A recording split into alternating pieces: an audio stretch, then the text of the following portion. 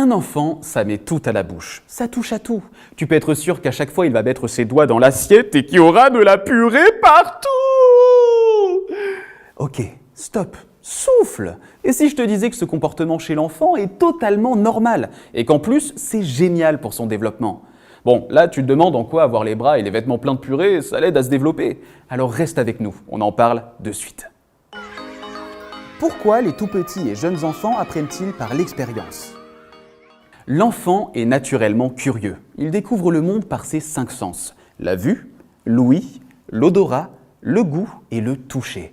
Chaque découverte lui permet de mieux comprendre son environnement, de se familiariser avec les objets et les personnes qui l'entourent. C'est pour ça qu'un tout petit met ses doigts dans la purée. Il cherche à cerner tous les aspects de cette substance inédite pour lui. Toi, tu crois avoir en face de toi un enfant en cracra, alors que non, c'est un explorateur. Dès que l'enfant découvre ou expérimente quelque chose de nouveau, il se passe un truc de dingue dans son cerveau.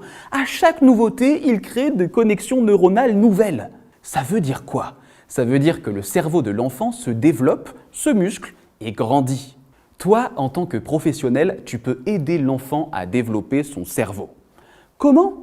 Il est important de retenir qu'un cerveau est constamment en quête de compréhension et d'apprentissage. Il est naturellement attiré par la nouveauté et le changement. Plus l'environnement sera riche, plus les connexions neuronales augmenteront. En proposant dans ton espace d'éveil un environnement propice à la découverte, tu accompagneras les enfants à mieux grandir. Alors, qu'est-ce que j'entends par un environnement propice à la découverte? C'est un espace sécurisant, adapté et stimulant. Un sas. Sécurisant, car l'enfant doit être libre d'explorer sans se mettre en danger. En gros, les doigts dans la purée, c'est ok, les doigts dans la prise, c'est non. Adapté. Adapté à l'âge, au stade de développement et au rythme de l'enfant.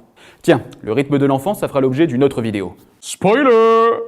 Et enfin, stimulant, parce qu'un cerveau qui fait toujours la même expérience, ça ne crée pas de nouvelles connexions et donc ça ne se développe pas. Mais ça, tu l'as compris.